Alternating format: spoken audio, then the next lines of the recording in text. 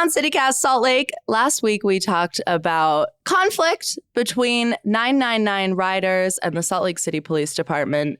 Today, we're going to talk about solutions. I'm host Ali Vallarta. I'm here with Lucas Matlich, co-founder of Unplugged Wellness. Hi. Hey. It's great to have you. Okay, so the 999 for the uninitiated is this critical mass bike ride. People meet at 9th and 9th at the dry cleaners at 9 p.m. on Thursdays and just go for a ride. There are no organizers. There's no planned route. The idea is that the bikes take over the streets for one night a week. You hosted this panel last week about the 999 ride. I thought it was really cool that you brought together all these different stakeholders at RHOSLC Brewing to just actually talk to each other, something it feels like we kind of do less and less. And we're going to link the episode where we debriefed that panel conversation for more context. But basically, there's tension between the riders, neighbors who feel like the ride is a nuisance. Police have stepped in. Now there's tension between police and riders. Why do you want to get involved in this mess? Because I deeply care about Salt Lake. Yeah. And I deeply care about the bike community. I think more butts on bikes makes Salt Lake a more connected and fun and less polluted place to live. Mm-hmm. And I think it's a unique part of our town. And I don't proclaim to take authority over the 9 or speak even on its behalf. But I do know, like you said, that conversation brings awareness and awareness helps. And so we had this panel and I got to listen a lot. Yeah. Well, I mean, you wrote in to tell us that you've been working, even since that panel, on some solutions. What do you got?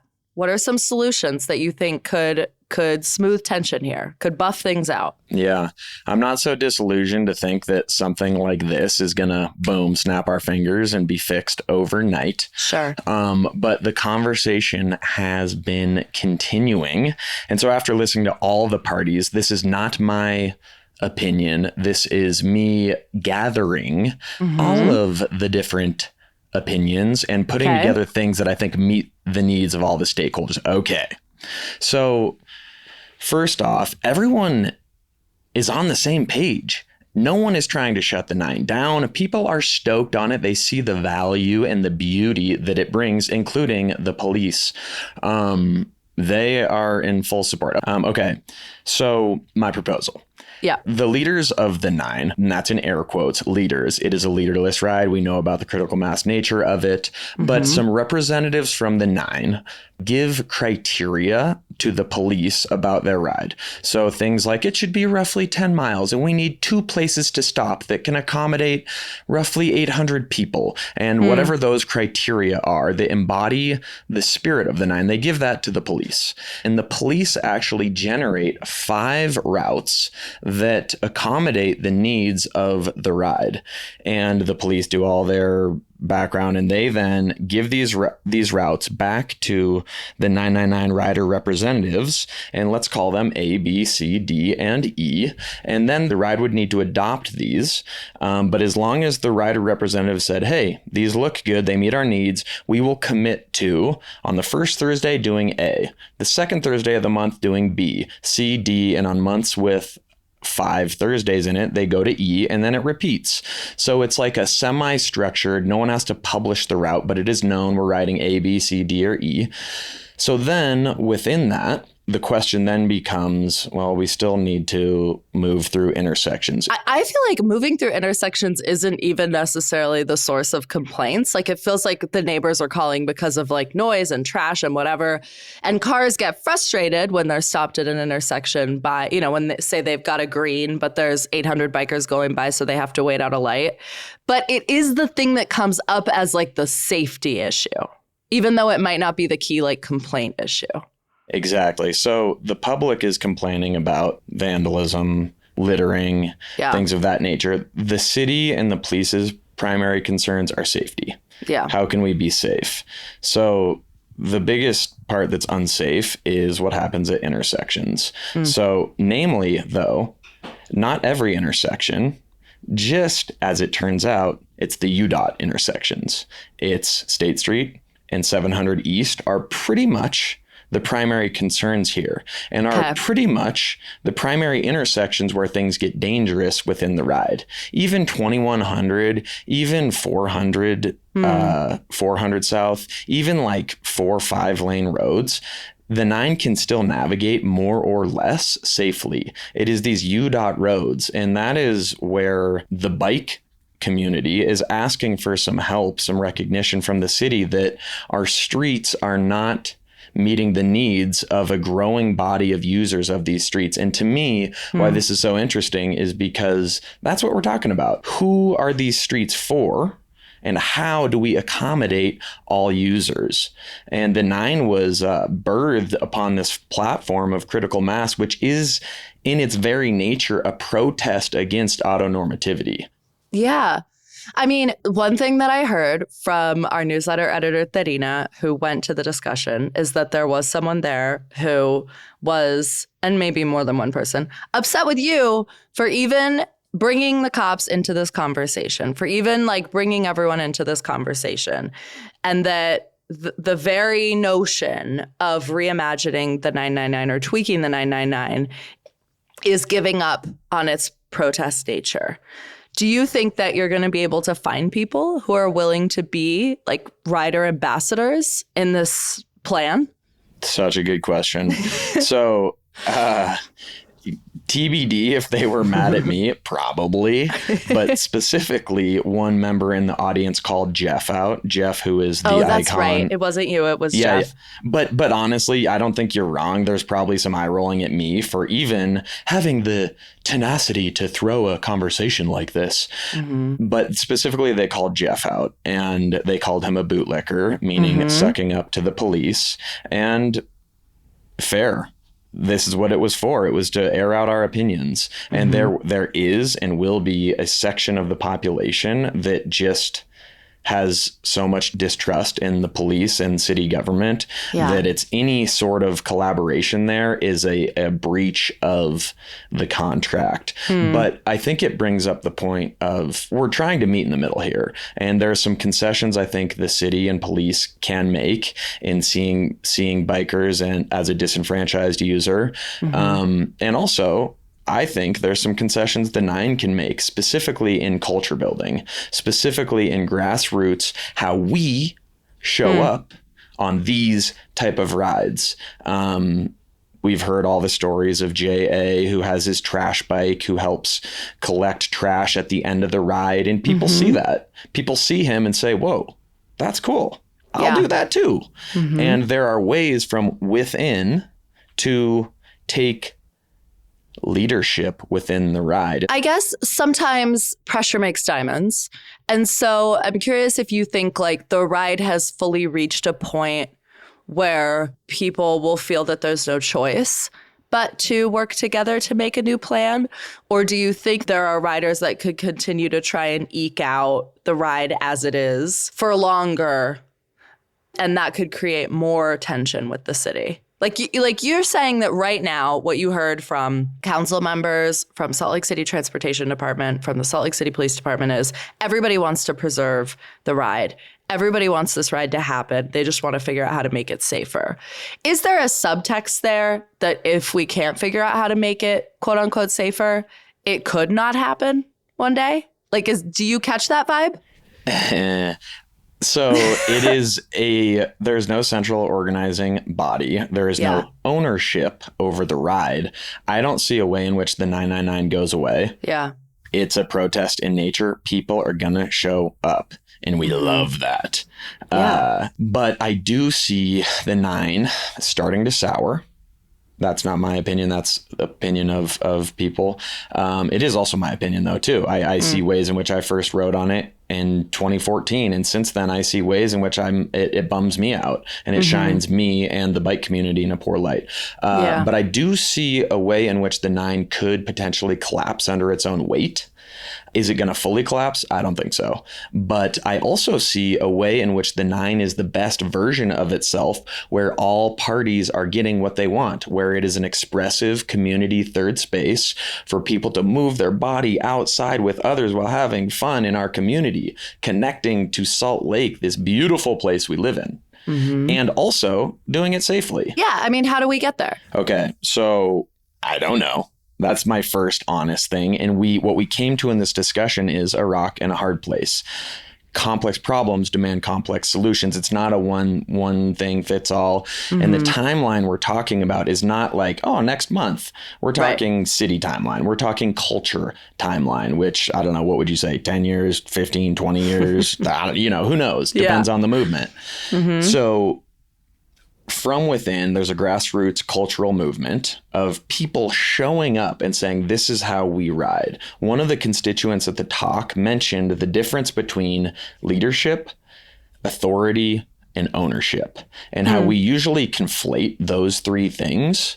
No one proclaims to want to take ownership of the 9, nor would you be dumb enough to do that for liability. No one claims to have authority over the 9, myself included, of course. But we are all leaders in how we show up every day. Everyone is a leader. By simply the actions we take, we are leaders. So in conjunction with culture building, we also need some, I should say, city recognition. So what that looks like is on these UDOT roads, 700 East and State Street, some traffic control. So the police agreed that they don't have resources to fully police it. No one on the 9 wants the full 28 squad car that we had last June. But is there a low-key version of that? So one of the solutions proposed was to have bike cops joining the ride and essentially along the route, following A, B, C, D, or E. After talking with them, it looks like maybe they would need up to 7 officers to do it safely. That's their words. Okay. The rub there is that, as we know, when you bring police into the mix, sometimes it can heighten or elevate the tensions there, and it's not always the most effective form. They're an armed entity. They're a force.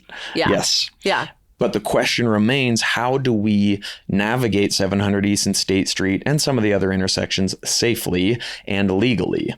So my proposal, and this is something that now we need to bring in the mayor's office, the city with, as well as rider representatives, and meet in the middle while maintaining the spirit of the 9. And my proposal is, so I'm sure you're familiar, I know the listeners will be familiar with the Downtown Alliance. Yes, of course. Yes, they walk around in their yellow polos or shirts, and they are absolute homies. Yeah. They are stewards of downtown. So in that vein, is there a nonprofit that can partner with the city, or can the city allocate resources to essentially pay for stewards of the 9, where you need to hire the right type of people, the people who know the spirit of the 9, who are also trained by UDOT to be traffic crossers and trained in conflict resolution, and maybe have a way to communicate with police if things are getting completely unruly. But I see a version in which there's 12 people who understand the spirit of the 9, who are also hired, whether directly or adjacently to the city, to basically be stewards of the 9. I mean, I think like the thing about this that's so interesting to me is that I think Salt Lake City is in a growth moment where we all are sort of going to have to decide if we want to keep trying to be a town or if we want to accept that we're a city. And like this feels very much caught up in that. Like when I think about, for example, in Portland, they do the World Naked Bike Ride, right? And like, it's a protest. It's so cool. Everyone's naked. That's crazy. The city figured out how to like protect all the nudity as freedom of expression under its charter. But like on its face, it is a protest. And behind that is like a ton of permitting. It's volunteers. It's an official registered event. It's, you know what I mean? So I think behind a lot of these kinds of events, there is organization like that happens. And the struggle with the 999 as well in terms of resources is just that it's weekly. It's not a one-off event like a protest, for example, which is something that comes to exist in response to something. This is like an ongoing event. Yep. Before we move on, I want to ask you about like other places, because you told me there are other cities that have managed to work with their city to make their critical mass bike ride safer. And they've done it successfully. And they've done it without undermining the protest spirit of the ride. What are some examples of that? Where has this worked? Like, what's inspiring you? Yeah. The first place that comes to mind is Mexico City. So Mexico City had Muévete en Bici. And that was where a group of riders would meet up on Sundays. It turned into a critical mass. There were 4,000 people doing it. And they faced similar problems as the 999. Yeah. What happened was... I'm sure.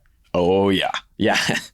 The city actually adopted in the right way while holding the spirit, Muévete en Bici, where they closed down the streets and gave a little bit more liberty to the ride while making sure it was safe. And now every Sunday, it is 90,000 plus people where more users are using bikes, meaning less petroleum being burned, our air pollution is better, people are exercising, people are having fun, people are interacting with our natural world, not surrounded by a metal cage. The downstream healthcare and public health benefits to that are like huge. We just don't see them for like 10 years down the road. My dream for like what could come of all of this is a situation like I was in Manila a couple years ago, and they have like whole streets in certain neighborhoods that they shut down every Sunday from 5 a.m. to noon to be pedestrian only. And you go out there and it's just an unbelievable number of people walking and riding their bikes, jogging, whatever. And it's sort of like, I think a culture that's developing globally for sure to just like shut down the streets one day a week and let people walk, bike, whatever. That would be like a cool kind of result. But of course, we know the legislature would certainly have things to say about that in Salt Lake City. True.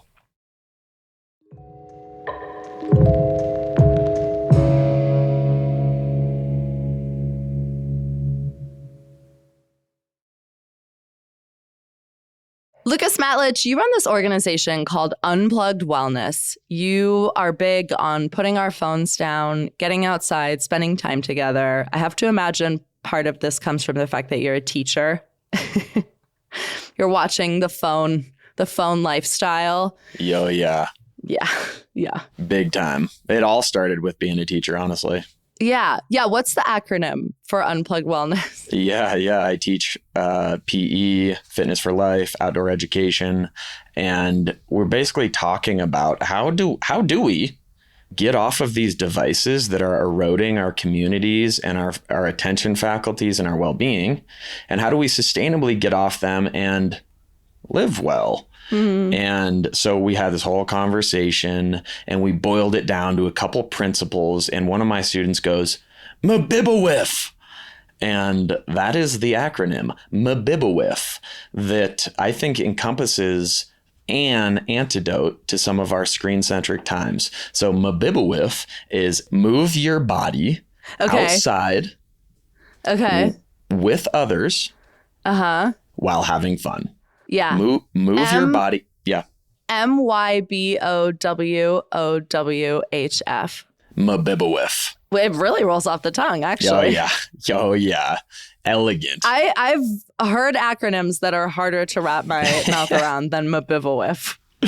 Yeah, not sure what a marketer would say about that term, but the origin story of it from my class is too good to let go of for me. Yeah. No, that rocks. I love it. But yeah. Move your body outside with others while having fun. Okay, I want to know some of the places you like to do that. Where do you go that's like adults only? Nice.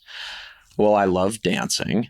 Yeah. So I also love sleep. So for dancing, to me, we go international before 10. After 10, it gets too heavy with college students and you don't have enough room to dance. That's true. The sun trap early. Then you have the whole dance floor to yourself. You can express, you can spread your arms out. You're not all sweaty. Yeah. Wow. Actually, you are sweaty and that's great. So that's for dancing. Okay. Non-adult, and this is taking front runner to Saratoga Hot Springs. That's my big what I was thinking about. You before can take this. the front runner there? It gets you within 6 miles, Okay. and then but you bring your bike on the front runner, and it's such a nice flat cruise to get to Saratoga. Cool. And there's more or less bike infrastructure to get there. Cool. So you leave from your front door, you bike to your nearest track station, you hop on with your bike, and then you bike to Saratoga. It's such a good half day, 3/4 day outing. I cannot say it enough. Yeah, that's really fun. And then you have random run-ins like seeing the Real Housewives of Salt Lake City like we did. You did? Oh my God. You got to check out on the Instagram. There, we went live with Heather. Heather grabbed my phone and went live with me, and we had a twerk off in Saratoga Hot Springs. This is all serendipitous, by the way. And it is, if you want to laugh and see me embarrass myself, go scroll back through the archives to look at that one. That's a great rec. How long's the ride down there? Like on the front runner? What am I budgeting? 45 minutes-ish, depending on where in Salt Lake you're hooking in. Yeah. And then we're looking at a 25-ish minute bike ride to get there. Love it. Okay. And is that totally free? Totally free. Yep. Wow. We're going to try and link that post in our show description so people can see the video of you. Totally free if you have public transit pass. Yeah. Yeah. What else do you like to do that's free? Oh, so many things. Okay. So me personally love biking. There's all sorts of bike groups. We got RAR, we got ABC Ride, we got Friday Night Fixed, Bike Club, Wheelie Spoked, the Coffee Ride. There's like 4 others. So heck yeah. Go hit a bike group. They are so friendly and nice and welcoming, and it's an amazing stepping stone into the bike world. Yep. We got Beehive Bike Polo Tuesday, Thursday, Sunday. Yes. Where you can go to Jordan Park and play bike polo. And it is intimidating, yes. And they have rookie night. And they are so friendly and so welcoming. You can walk up and they will smile and say, "It is so nice to have you here. Let me teach you how to play." And I promise you will have a good time. I love that. What are some others? Norcova throws some cool events. Oh, yeah. They're breathing, right? Yes. And it's and a breathing based activities I feel like I often see from them. And I'm like, I need to come breathe with you guys. They do breath church. That's what I'm thinking of. Yep. And they do sound baths and they do dance parties and they have a community space now. Cool. So check out their stuff. It's awesome. Yeah. Okay. But here is my biggest push to people. Okay. To my students. Speaking to my students, but the we'll funny be your part, students for now. Lovely. We're all kids at heart. We all have the same dynamics. It's just how you talk to people is a little different. Okay, so with Mabibawif in mind, that seems to be the underlying structure. So my question is, where is an aligned spot for you that is fun that you can mabibba with? Yeah. So here's my offering. And there's 2 terms I would use for this. The first is random rogue adventure. Okay. That is from a woman here in town who writes a Substack. She coined that, random rogue adventure. Okay. I call it urban cruise. Okay. So the idea is from where you're at, your house, wherever you live, with the bike or the feet that you have, go explore. You don't do internet research. You just leave the house with an adventure. You flip the mindset into, oh my goodness, what am I going to find today? And you bring a sense of adventure back, a sense of play back into what you do, and you go cruise your urban environment. And bringing that explorational mindset to town has unlocked Salt Lake for me. And it is amazing. That's the type of cool people you meet, type of crazy events I would never have ever otherwise heard about unless I obviously followed the CityCast Hey Salt Lake newsletter. Yeah. And anyways, spitballing that. I love this idea. And it reminds me, we did a show once on staycations.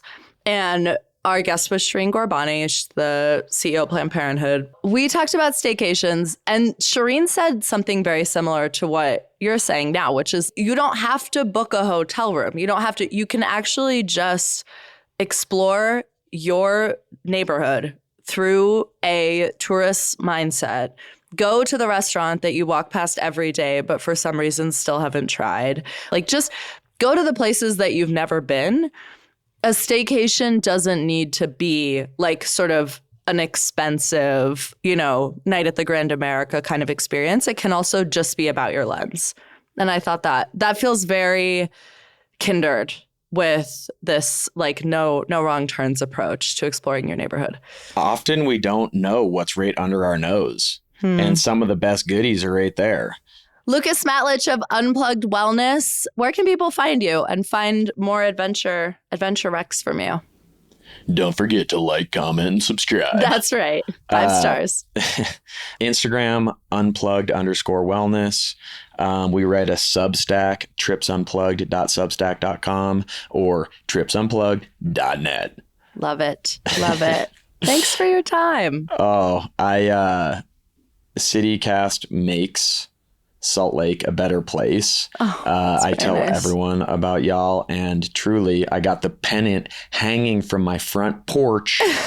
I live here on purpose. I love it.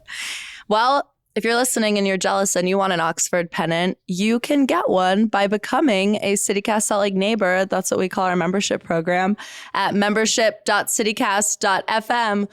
Lucas, I always just know I'm going to see you around because you're, you might pop by. Yeah. When you explore town on foot and bike, you see people.